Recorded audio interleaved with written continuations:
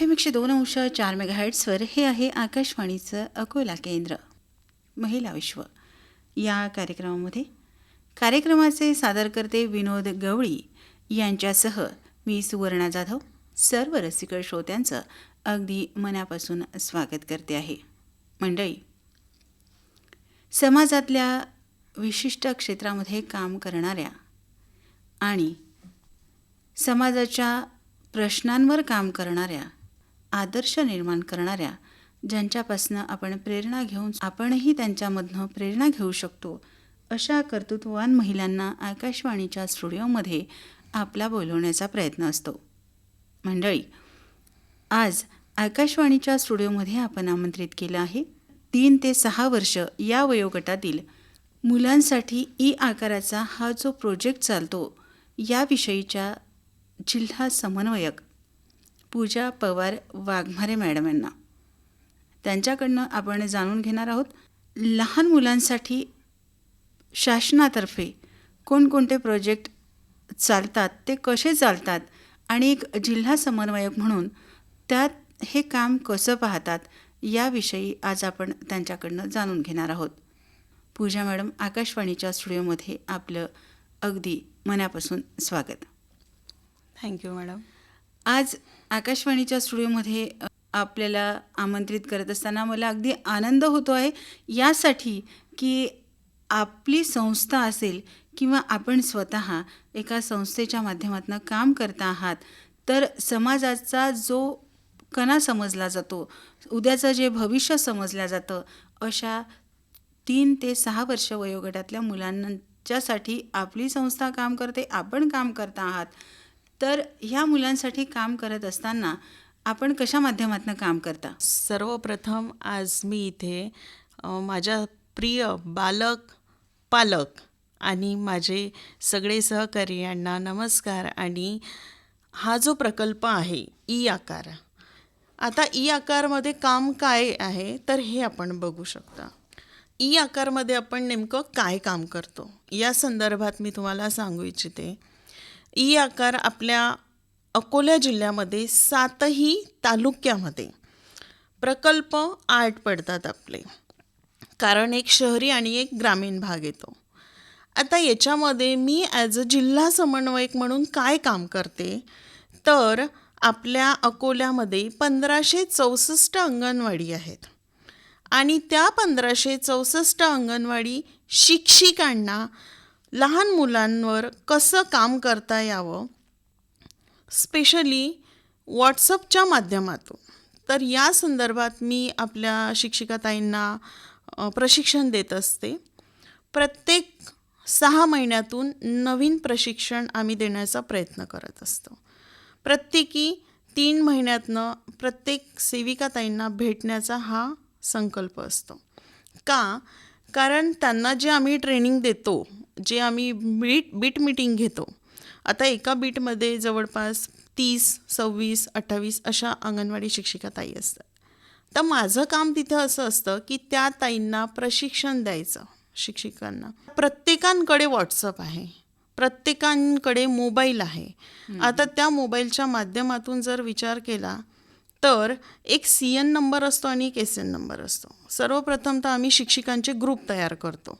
आता एका ग्रुपमध्ये जवळपास 30 शिक्षिका असतात अंगणवाडी. त्या अंगणवाडी शिक्षिकांना आम्ही प्रोव्हाइड करतो नियोजन आणि काही ॲक्टिव्हिटीज, की त्या ॲक्टिव्हिटी मुलांना कशा शिकवायच्या अंगणवाडी स्तरावर. त्यासाठी आम्ही त्यांना रोजच्या दिवसाला एक वेळापत्रक पाठवत असतो. त्याच्यानंतर काही पोल्स असतात, त्यानंतर काही ॲक्टिव्हिटीज असतात. ते अंगणवाडी शिक्षिकांनी बघायचं आहे आणि करून घ्यायचं आहे मुलांपासनं अंगणवाडी स्तरावर. त्यानंतर एक ग्रुप असा असतो पर अंगणवाडी, एक ग्रुप असा असतो की त्याच्यामध्ये सर्व अंगणवाडीचे पालक, म्हणजे जवळपास वयोगट 2-3 वयोगटाच्या लाभार्थ्यांचे व्हॉट्सअप नंबर त्या एका ग्रुपमध्ये ॲड करतो आणि ॲड केल्यानंतर त्याच्यामध्ये एक CN नंबर आणि SN नंबर ॲड करतो. ते थोडंसं थांबवून तुम्हाला CN नंबर आणि SN नंबर विषयीचं विचारायला, की हा काय CN नंबर म्हणजे काय आणि SN नंबर म्हणजे काय? CN नंबर आणि SN नंबर हे नंबर असतात, मोबाईल नंबर. हे मोबाईल नंबरच आहे, पण हे एक टेक्निकल टीमचे नंबर आहे, अच्छा. जी महाराष्ट्र स्तरावर एक टेक्निकल टीम काम करते. आणि ती टेक्निकल टीम आपल्याला त्या ग्रुपमध्ये, त्या व्हॉट्सअप ग्रुपमध्ये रोज ॲक्टिव्हिटी पाठवत असतं. त्या ॲक्टिव्हिटीचं काय, तर त्या ॲक्टिव्हिटी म्हणजे होमवर्क. म्हणजे आपल्याला पालक जोडलेले आहेत, प्रत्येक पालकांनी ते चेक करायचे आहे, ते ग्रुप चेक करायचा, ते व्हॉट्सअप बघायचं, त्याच्यामध्ये ज्या ॲक्टिव्हिटी दाखवलेल्या आहे त्या ॲक्टिव्हिटी मुलांना घरी करून घ्यायच्या आहे मुलांकडनं, आणि त्यांचे फोटो व्हिडिओ त्याच ग्रुपला त्यांनी टाकायचे ॲक्टिव्हिटी करतानाचे. जेणेकरून काय होईल की पालक आणि मुलं कंटिन्यू अंगणवाडीशी जोडलेले राहतील, आणि अंगणवाडी शिक्षिकांना पण त्यांचा घरी हे काय करतात हे त्यांना कळेल, आणि शिक्षिका काय करतात अंगणवाडीत, कशा शिकवतात हे सुद्धा ॲक्टिव्हिटीचे फोटोज व्हिडिओ अंगणवाडी शिक्षिका त्या पॅरेंट्स ग्रुपला टाकत असतात, आणि त्यांच्या ग्रुपला पण टाकतात, टीचर ग्रुप. जसं मॅडम तुम्ही सांगितलं, तुमचा CN नंबर आणि SN नंबर जो काही आहे त्याच्यामध्ये पालकांचा सुद्धा सहभाग असतो. व्हॉट्सॲप ग्रुपमध्ये पालकांनी सुद्धा सहभाग घ्यायला पाहिजे किंवा त्यांच्या मुलांच्या ॲक्टिव्हिटी त्या ग्रुपवर टाकायला पाहिजे. तर याच्यासाठी पालकांचा रिस्पॉन्स मिळतो का? एकदम छान. बघा, कुठली गोष्ट कशी असते, सुरुवातीला थोडंसं अवघड जातं, पण जसं जसं त्यांना कळायला लागतं, आणि आमच्या अंगणवाडी शिक्षिकाताईंनी जसे ग्रुप तयार केले आमच्या मार्गदर्शनाखाली, आणि त्यांना जसं पालकांना सांगितलं की तुम्हाला ह्या ॲक्टिव्हिटी ज्या रोज दिसतात त्या करायच्या आहे. तुम्हाला सांगते 77% आपल्या अकोला जिल्ह्यामध्ये पालकांचा सहभाग आहे. 77% पालकांचा सहभाग त्या ग्रुपमध्ये आहे की ते रोजच्या दिवसाला ॲक्टिव्हिटी करून पाठवतात. इथपर्यंत आपले लाभार्थी आपल्याला सहभाग घेतात आहे सध्या. खूप तर छान तुमच्या जे तुम्ही जिल्हा समन्वयक म्हणून काम करता, जनजागृती करता, तर त्याच्यासाठी चांगला रिस्पॉन्स मिळतो आहे. तर याच्यासाठी हा जो प्रोजेक्ट तुम्ही चालवता 0 ते 6 वयोगटातल्या मुलांना प्रशिक्षण देण्यासाठी, तर अंगणवाडी सेविकांना जे काही तुम्ही प्रशिक्षण देता ते किती महिन्यातनं देता? मी त्यांना 6 महिन्यातनं एक प्रशिक्षण देते. 6 महिन्यातून एक प्रशिक्षण देते. मॉड्यूल असतात ठरलेले.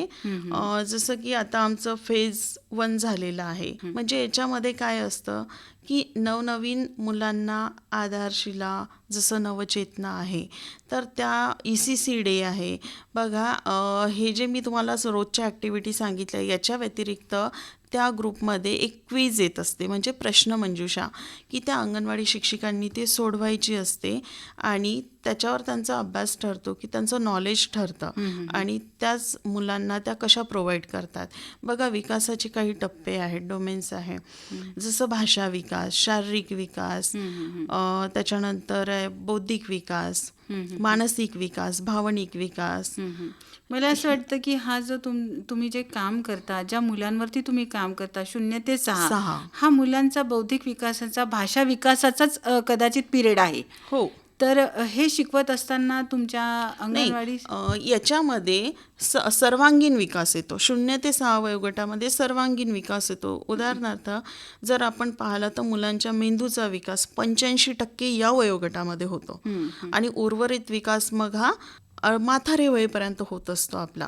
पण जो काही खूप जास्त विकासाचा जो टप्पा असतो 0 ते 6 या वयोगटामध्ये असतो. तर ह्या अंगणवाडी सेविकांना विशेष प्रशिक्षण तुमच्या माध्यमातून दिले जातात. तर शहरी भागामध्ये अंगणवाडीच्या मुलांची संख्या रोडावत आहे. बरोबर. तर याचं कारण काय असावं? बघा, आता याचं कारण आपण असं सांगू शकतो की सध्या अगदी असं म्हणायला हरकत नाही की गल्ली सोडली, घर सोडलं की एक कॉन्व्हेंट आहे.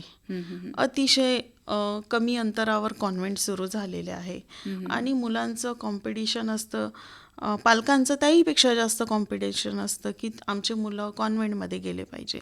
मला असं सांगावंसं वाटते आपल्या पालकवर्गांना की आजपर्यंत अंगणवाडी केंद्र हे पोषणाचे केंद्र म्हटल्या जात होते, पण आता तशी परिस्थिती राहिलेली नाही आहे. आता अंगणवाडीमध्ये डिजिटल एज्युकेशन दिलं जातं.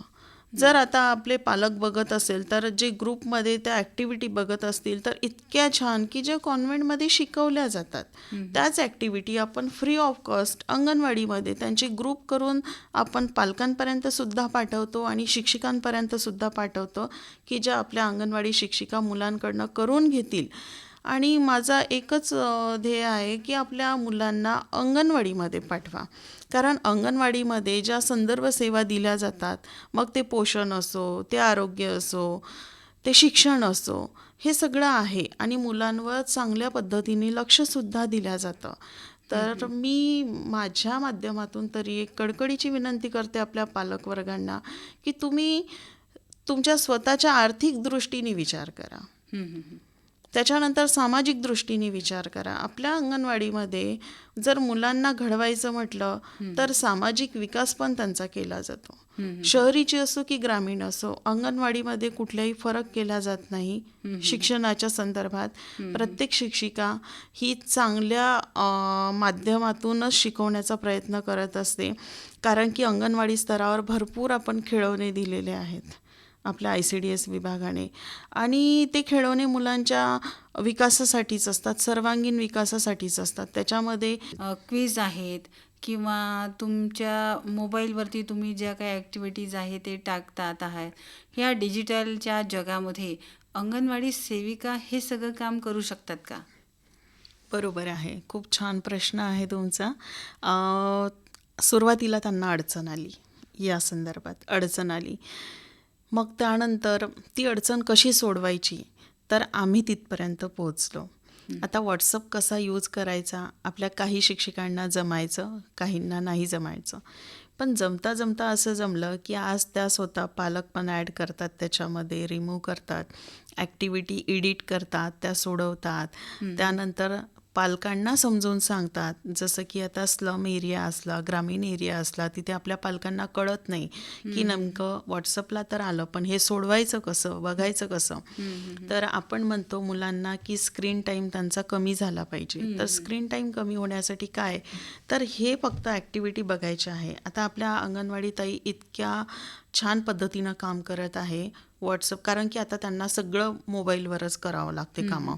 मग ते पोषण ट्रॅकर असो, आणखी काही मीटिंग्स असो, काही असो, तर बऱ्यापैकी त्यांना मोबाईल खूप छान पद्धतीनं हँडल करता येतं. आणि राहिला आता त्या ॲक्टिव्हिटी समजावून सांगायच्या, तर आपण ECCD त्याचसाठी घेत असतो की इथे काही डाऊट्स असले तर ते पालकांना सुद्धा कळवता येतात आणि ज्या अंगणवाडी शिक्षिका आहेत त्यांचेसुद्धा इथे क्लिअर होत असतात. हे सगळं करत असताना 7 तालुके सांभाळणं सोपी गोष्ट नाही. तर हे करत असताना तुम्हाला ग्रामीण भागात म्हणा की शहरी भागात म्हणा, काम करत असताना काय अडचणी येतात? मला थोडी प्रवासाची अडचण येते. म्हणजे कसं, आता तिथपर्यंत ग्रामीण भागामध्ये पोचते सहसा आम्ही बीट स्तरावर जिथे आमच्या पर्यवेक्षिका मॅडम घेतात त्यांच्या मीटिंग्स, तर असं काही ठिकाण ठरले असते किंवा मग आम्ही कधी कधी शिक्षिकांना विचारतो त्या की तुम्हाला कुठे आवडेल यायला, कोणाच्या अंगणवाडीमध्ये, कारण की आमच्या ह्या मीटिंग अंगणवाडीमध्येच होत असतात, जिथे मोठी अंगणवाडी असेल, परिसर असेल, कारण की कधी कधी त्यांच्या ॲक्टिव्हिटीज घ्यावं लागतात मला. तर त्यामुळे आम्ही सगळ्यात मोठी अंगणवाडी बघत असतो आणि तिथे सर्वांना बोलवत असतो. प्रॉब्लेम फक्त ट्रॅव्हलिंगचा असतो, कधीतरी 10 मिनटं उशीर होत असतो, तर कधीतरी पोचल्यानंतर आपल्या अंगणवाडी शिक्षिकांना कधीतरी वेळ होतो यायला, कारण की कसं आहे त्यांना पण अतिशय ग्रामीणमधून यावं लागते, तर तिथे कधी गाडी तालुका मिळत स्तरावर नाही. सगळ्या ग्रामीण मधल्या अंगणवाडी सेविकांना तुम्ही बोलवता हां. आणि त्याच्यामुळे त्यांना पण थोडंसं वेळेचं नियोजन, तुमचं इथनं जाणं, त्यांचं तिथनं सगळ्यांनी एकत्र येऊन तिथे प्रशिक्षण घेणं, मग ही सगळी सहकार्याचीच भूमिका आहे. हो. प्रत्येकाला म्हणजे त्या वेळेशी जुळवून घेता आलं पाहिजे आणि तिथे त्यांना दिवसभर ट्रेनिंग जो काही तुमचा टाइम पिरियड असतो ते घेऊन मग त्यांच्या अंगणवाडीत जाणं ही खूप म्हणजे महत्त्वपूर्ण प्रोसिजर आहे. हो. तर हे एक महिला म्हणून हे काम करत असताना कौटुंबिक जबाबदारी तर प्रत्येक महिलेला असतेच, पण तुमच्याविषयी मला जाणून घ्यायला आवडेल की तुम्ही हे सगळं नियोजन कसं करता? नियोजन तर हे घरातूनच सुरू होतं. आधी घरी सांगावं लागतं की उद्या मला या तालुक्यामध्ये किंवा या गावामध्ये जायचं आहे. कधीतरी मी घरातनं निघते, निघाल्यानंतर तिथे पोचते, माझ्या काही अंगणवाडी शिक्षिका ताई तिथे आलेल्या असतात आणि मग मी कसं करते, जे काही मला टेक्निकल काम करायचं असतं, तर कसं त्यांनाही उशीर नको व्हायला आणि मलाही नाही, कारण की त्या पण एका कुटुंबातून तिथपर्यंत पोचतात आणि मी पण. प्रत्येकाचे कोणाचे लहान मुलं असतात, तर कोणी निवांत असते, तर कोणाच्या तब्येतीचा पण प्रश्न असते एक वयोमानानुसार. तर ही सगळी सांगड घालत हे सगळं करत असताना मग तुम्ही वैयक्तिक स्वतःसाठी वेळ कधी देता? स्वतःसाठी वेळ म्हटलं तर कसं आहे, संध्याकाळच होते यायला, कारण आपण कुठेही गेलो आणि किती जवळ जरी जायचं असलं तर प्रॉब्लेम जास्त असतात कधी कधी, आणि लांब गेलं तर प्रॉब्लेम कमी असतात, पण यायला मात्र वेळ तेवढाच लागतो. तेच मग संध्याकाळी आल्यानंतर एक मुलाची जबाबदारी, एक घराची जबाबदारी, स्वयंपाक असतो, त्याच्यानंतर घरचे भरपूर कामं असतात, त्यानंतर पुढल्या दिवसाचं प्रिपरेशन असते. अगदी अगदी. आणि पुढले तसं आम्ही वीकली प्लॅन करत असतो की एका आठवड्यामध्ये किती ट्रेनिंग घ्यायची आहे, तर तो प्लॅन आम्हाला ऑफिसला पण पाठवायचा असतो आणि तो आमच्या शिक्षिका ताईंना पण द्यायचं असते, तारीख द्यायची असते, वेळ, ठिकाण सांगायचं असतं की तुम्हाला एवढ्या वेळेमध्ये या ठिकाणावर यायचं आहे. तर ते 2-3 दिवसाआधी प्लॅन ठरलेला दिवस या थोडं फ्री व्यतिरिक्त असतं. तुमच्या काय आवडी-निवडी आहे? तसं मला वाचायला फार आवडते, गाणे म्हणायला आवडते, अरे वा. आणि सगळ्यात महत्त्वाचं जो माझा आवडता सुरुवातपासूनच विषय आहे की समाजाशी जुळवून घेणे. आणि समाजामध्ये आता भरपूर काही प्रॉब्लेम्स असतात, पण मला असं वाटतं की जिथे माझी भूमिका आहे किंवा जिथे माझी भूमिका नसून माझी कुठं मदत होत असेल, तर मी ते 100% केली पाहिजे आणि मी ते करण्याचा प्रयत्न करत असते माझ्या दृष्टीने. मग तो जसा कसा हो, पण माझ्या दृष्टीने जर काही चांगलं होत असेल आणि ते करण्याचा प्रयत्न करते. टेन्शन न घेता काम कसं सुरळीत होईल आणि चांगल्या पद्धतीनं आपण एक महिला म्हणून आपलं कुटुंबाला सोबत धरून कसं आपल्याला पुढे चालता येईल, पुढे काहीतरी चांगलं करता येईल आणि आपण ज्या सेवेमध्ये काम करतो आहे ती सगळ्यात उत्तम आणि खूप चांगली सेवा देत आहोत, की आपल्या हातून एक भविष्य कोणाचं तरी घडत आहे. म्हणजे एका मातीच्या गोळ्याला आकार देणे हे जर आपलं काम आहे, तर हे आपण कशा पद्धतीनं, कशा सुंदरतेनं दिलं पाहिजे, याकडे मी जास्त फोकस करते आणि हेच मी माझ्या अंगणवाडी शिक्षिका ताईंना सुद्धा सांगण्याचा प्रयत्न करत असते की ताई, आपल्याला जी संधी आहे ती संधीचं आपण कसं सोनं करायचं. म्हणजे आज आपण ज्या मुलाला घडवलं, ज्या मातीच्या गोळ्याला आपण आकार दिला, त्याच्या आईवडिलांनी आणि त्याच्यात आपण एक आई म्हणून आपली भूमिका, कारण अंगणवाडीतले जे मुलं असतात, आई बाबानंतर त्यांची दुसरी आई म्हणजे अंगणवाडी शिक्षिका. आणि इतके छान अनुभव आले की आमच्या अंगणवाडी ताई सांगतात की मॅडम, आपण मागच्या महिन्यात जे प्रशिक्षण घेतलं होतं त्याच्यामध्ये तुम्ही जे शिकवलं होतं त्याच ॲक्टिव्हिटी मी अंगणवाडीमध्ये घेतल्या आणि माझे मुलं म्हणतात की मॅडम, त्या ॲक्टिव्हिटी घ्या ना, त्या छान वाटतात. ई आकारमध्ये जे काही आपले बाकी जिल्हे आहेत, जसं अकोला, बुलढाणा, वाशिम झालं, आणखी अदर जिल्हे, या लोकांचं सुद्धा मला सहकार्य असते. म्हणजे कसं असतं की कधीतरी त्यांचं सहकार्य पण खूप महत्त्वाचं ठरतं. आणि आमच्यासोबत जे जोडलेले आहे, जे आम्हाला गाईड करतात, तर आमचे SPM असतात, सिनियर प्रोग्राम मॅनेजर, आमचे नितीन सर आहेत, तर यांचा खूप आम्हाला पाठिंबा असतो, खूप सहकार्य, आणि खूप चांगल्या पद्धतीने आम्हाला, म्हणजे कसं असतं, आपण जेव्हा काम करतो तर आपल्या वरचे जे अधिकारी असतात, तर त्यांचं पण आपल्याला जर प्रेशर असलं तर आपण काम चांगल्या पद्धतीने करायचं, कुठंतरी करण्याचा तिथे प्रयत्न असतो आणि तिथे कुठं असतं, काहीतरी जम्बलिंग होऊन जाते, काहीतरी अडचणी होऊन जाते की प्रेशरमध्ये काम करणे. पण मात्र इथे प्रेशर नाही, इथे काम करण्याची संधी आणि स्वतःला प्रेझेंट करण्याची संधी आहे.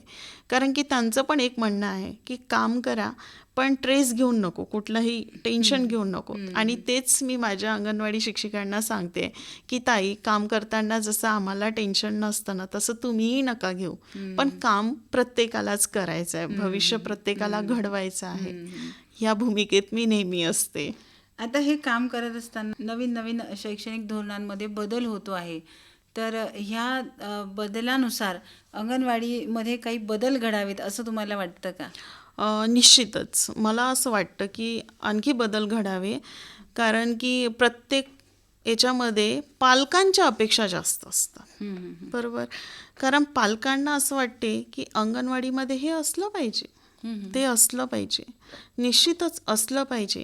पण पालकांची एक जबाबदारी आहे की सुरुवात स्वतःपासून जर केली ना तर ते खूप छान असते, की आपल्या मुलाला आपण जर तिथे नेऊन बसवलं तर नक्कीच शासन काहीतरी करेल ना, आणि करत आहेच, असं नाही की करत नाही म्हणून. शासनाचं पण खूप चांगला पाठबळ आहे की शासन आपल्या अंगणवाडीसाठी छान काम करत आहे. काही काही अंगणवाड्या खूप छान डिजिटल झालेल्या आहेत, परंतु काही होत आहे, असं नाही की होत नाही आहे म्हणून, होऊन राहिलेले आहे. जसं आधी टी व्ही नव्हती अंगणवाडीला, LED नव्हती, ते आलेली आहे. आणि त्याच्यानंतर वेगवेगळे खेळणे आलेले आहेत. गरोदर मातेसाठी प्रसूतीनंतर त्या बाळाला जे काही बेबी किट्स असतात ते आलेलं आहे. आहार पण आहे अंगणवाडीमध्ये, आणि विशेष म्हणजे शिक्षण पण आहे. तर अंगणवाडीमध्ये पालकांनी आपल्या मुलांना तिथे पाठवावं आणि अंगणवाडी शिक्षकांनी चांगल्या पद्धतीने त्यांचा सर्वांगीण विकास करून घ्यावा. त्यासोबतच पालकांनी सुद्धा सहभाग द्यावा तिथे. गरोदर महिलांना पासनं ते 0 ते 6 मुलांपर्यंतचा शैक्षणिक विकास असो किंवा त्यांचा आहार असो, त्यांचं लसीकरण असो, ह्या सगळ्या जबाबदाऱ्या अंगणवाडी सेविकेच्याच मागे असतात. तर त्या तेवढ्या सक्षमपणे पार पाडू शकतात का? हां, मी सांगू शकेल की पाडू शकतात. का? तर त्याच्यासाठी कसं असतं, पर्यवेक्षिकासुद्धा त्यांच्या मीटिंग्स घेत असतात. त्या पण त्यांना खूप छान गाईड्स करत असतात. आणि काही काही शिक्षिका त्यांना खूप छान नॉलेज असतं मोबाईलमधचं. तर डिजिटल सगळं काही, तर त्याच्यामध्ये त्या पण त्यांना इझिली कळतं. आणि कसं आता ज्या इथून समजा 3-4 वर्षापासून जे काही अंगणवाडी शिक्षिका आहेत तर त्यांचे चांगलं एज्युकेशन झालेलं आहे. जसं ग्रॅज्युएशन आहे, MA आहे, कोणी MAd आहे. तर कसं आहे, त्या चांगलं एक काम करू शकतात.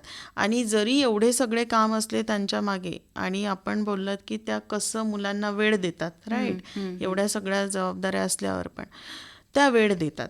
जे काही आपले 4 तास ठरलेले आहे की 4 तास अंगणवाडीमध्ये मुलांनी थांबावं आणि शिक्षिकांनी त्यांना सर्वांगीण विकास त्यांचा करून घ्यावा, तर ते होतं. आता याच्यामध्ये काय होतं की मुलं कंटिन्यू 4 तास तर बसत नाही, तर त्याच्यामध्ये त्यांना थोडीफार सुट्टी पण हवी असते, जे की आपल्या नियोजनामध्ये आहेच.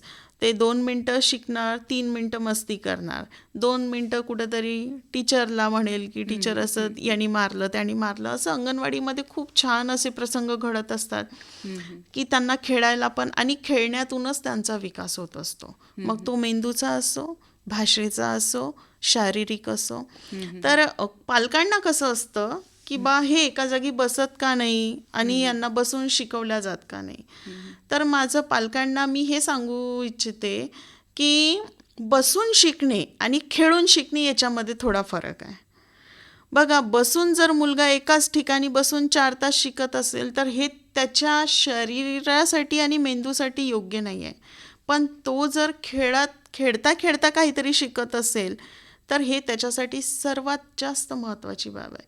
कारण की खेळेल त्याला भूक लागेल, आणि तो काय खेळतो, कशासोबत खेळतो, कसा खेळतो, खेळत असताना तो किती मुलांमध्ये खेळतो, आणि त्या खेळण्यातून तो काय शोध घेतो, हे पण महत्त्वाचं आहे. नुसतंच जर आपण त्याला म्हटलं की हे तू वाचूनच घे तर असं जमेल नाही. कुठंतरी त्या वाचनातून त्या गोष्टीला तो आकार देत असतो, कुठंतरी त्याच्या कल्पनाशक्तीला तो जागृत करत असतो.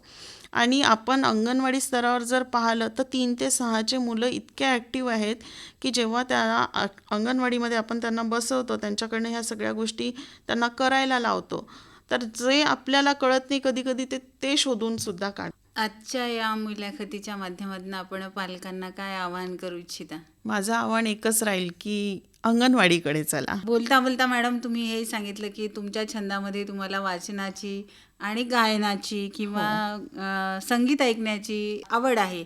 तर ते संगीत आणि आकाशवाणीचा अगदी जवळचा संबंध आहे. तर या माध्यमातून मला ऐकायला आवडेल की आपल्याला एखादं गाणं आकाशवाणीवरनं ऐकायला आवडेल तुमच्या पसंतीचं.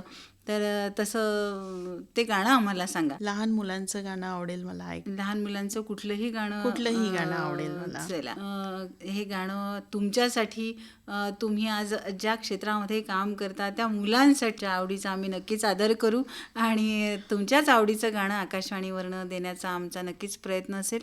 आज तुम्ही जिल्हा समन्वयक, ई आकाराच्या जिल्हा समन्वयक या नात्याने आकाशवाणीच्या स्टुडिओमध्ये आलात आणि तुमचा हा प्रोजेक्ट कसा चालतो, तुम्ही 7 तालुक्यांमध्ये कसं काम करता आणि हे करत असताना तुम्ही सगळ्यांना कसं सांभाळून खेळीमेळीच्या वातावरणामध्ये आपलं काम पुढे नेता आणि लहान मुलांपर्यंत पोहोचण्याचा प्रयत्न करता, याविषयी अगदी खूप महत्त्वपूर्ण माहिती विद्यार्थ्यांसाठी, अंगणवाडी सेविकांसाठी आणि खास करून पालकांना जे आवाहन केलं की अंगणवाडीकडे चला, आकाशवाणीच्या स्टुडिओमध्ये आज आपण आलात, अगदी मनापासून धन्यवाद. खूप खूप धन्यवाद तुमचे.